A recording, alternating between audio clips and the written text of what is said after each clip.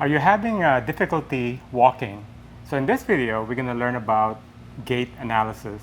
So I'm here with Dr. Jenny Winters. She's a licensed physical therapist who specializes in gait analysis. And so we're going to learn from Jenny and what's the importance of gait analysis. So what is gait analysis, Jenny?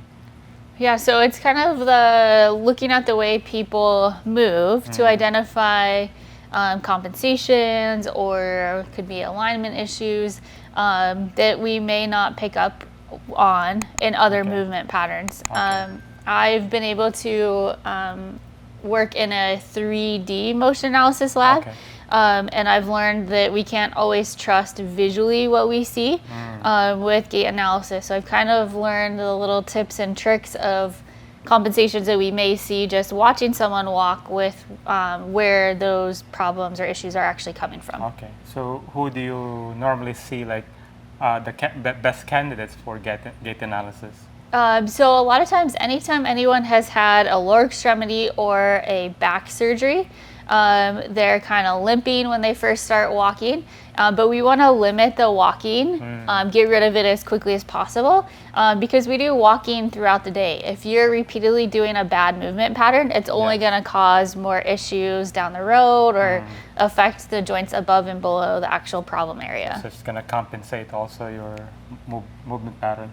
So she's going to analyze my gait, so hopefully I pass.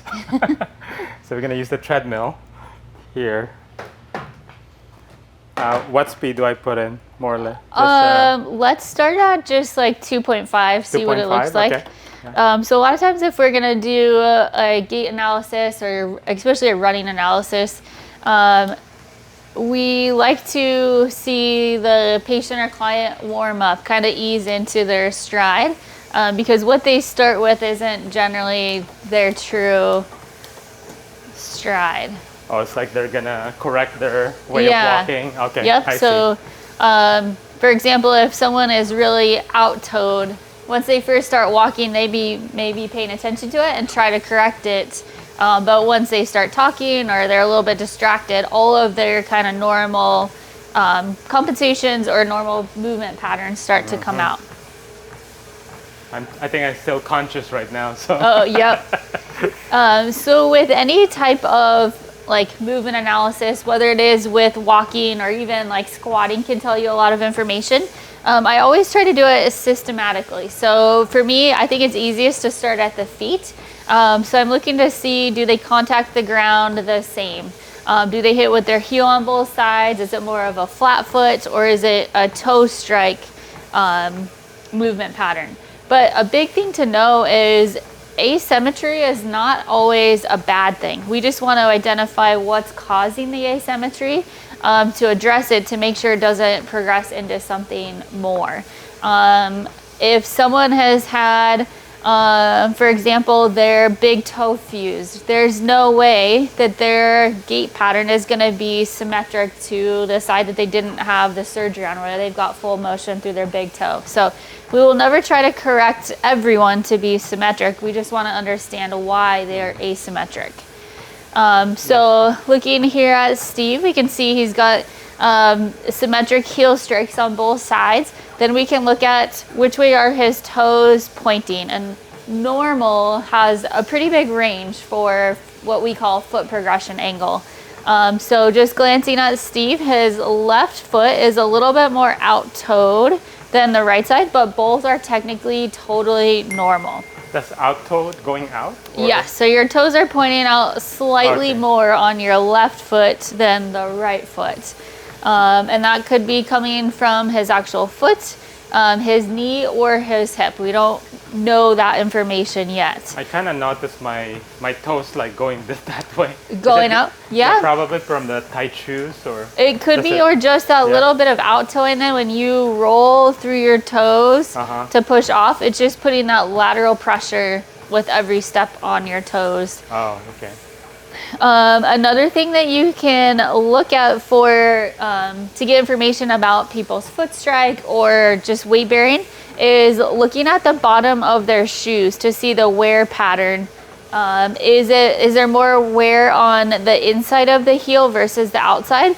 And I bet if we were to look at Steve's shoes, we'd see a little bit more wearing on the medial, the inside of the left shoe than the right side. And then we can look at, is that ankle and arch collapsing? I think one of my foot is flat-footed, so it tends to collapse. Yeah, a little bit more on the left side than the right correct. side. And some of that collapse is normal. We need that shock absorption to help the impact up through the rest of the body. We can also look at how quickly he's collapsing. If it's a quicker speed, we know, especially with running, that can lead to more injuries. We want a nice controlled kind of collapse, or what we call pronation of the foot. So that's normal to collapse. Yep, we want to see some movement. If the foot was rigid and we didn't see some collapse of the arch with every step, walking would be very uncomfortable. We'd get a lot of compression up through kind of the ankle, knees, hips, and even the back there. So the foot's, the arch movement is actually a really good shock absorption measure for us. Then moving up, we can look at his knees. So ideally more from the front view, which way is his patella or kneecap facing? Sometimes it is kind of hard to see with movement, but ideally they should be pretty straightforward throughout the whole kind of stepping movement. And then moving up to his hips and femurs, we can look at, is he internally rotating the hip? Is he externally rotating, or is he staying pretty neutral or like straightforward? And his femurs, hips from this view look pretty straight or like a neutral position. Okay, so with running analysis, similar to just walking or gait analysis, it can give us a lot of information. Just watching the way someone moves independently gives us more information than if I were to isolate and test someone's strength or range of motion most of the time. So with running, we can either be looking at it as like an efficiency thing. Are we trying to help them improve their running distance or speed? Do they have an injury, and we're going to use this information to try to tell us, is the injury running related? Or just looking at the way they move to see if there's anything we can address that may prevent future injuries from occurring. So we can collect all different information depending on which view we are looking at. So looking from behind, we can see, are the toes turning in or out? And why? Is it a limitation in big toe range of motion? Is it a rotation coming from bony torsion alignment issues, or hip external rotation? So we have to piece everything together to try to figure out why we're seeing any asymmetries. And asymmetry isn't always a bad thing. We just want to know why it's there, and we will address it if we need to. Moving up, looking at the knees, if we were in front of the person we were watching, we were looking at the kneecaps or the patellas to see, are they pointing straight forward? Is one forward and one's pointing a little bit lateral or out to the side? And then moving up to the hips from the posterior or behind view, is his pelvis staying fairly level? So ideally, when you've got all of your weight on each foot, the pelvis should stay level. If that hip drops a little bit, it could be an indication of some glute weakness that can then translate to IT band issues, knee pain, and other issues down the kinetic chain. Moving to the side, we get a lot of the sagittal plane kind of range of motion. Are they able to get enough hip extension? Are they getting a big enough stride? Are their strides symmetric? Or do they take a really long stride on one side, but they're afraid to take that equal stride on the other side? The knees, do they have the same amount of knee flexion at initial contact when their heel hits the ground? or when they have all of their weight on it. A lot of times, if there is pain, people tend to keep their joints stiff or like locked. So you'll see decreased knee flexion or bending when they've got weight on it. And then another one, not necessarily a good or bad thing, but do they have a heel strike when they hit the ground? Are they more flat-footed, or are they the toe contact? So it doesn't really matter which one it is. Ideally, we would like those foot contacts to be symmetric though, and we can always kind of change or work towards a change in the foot contacts if we need to. I have a question, Jenny. Yeah. Do you want people to swing their arms, or they're just Yeah. So watching someone's arm swing as well can give us some good information about trunk mobility, and that can actually bring out or call attention to an asymmetry in like the hip and pelvis too. So ideally, we'd like to see some movement of the arms for like efficiency, kind of running speed stuff. They do say they'd rather see the front and back movement of the arms rather than like across midline.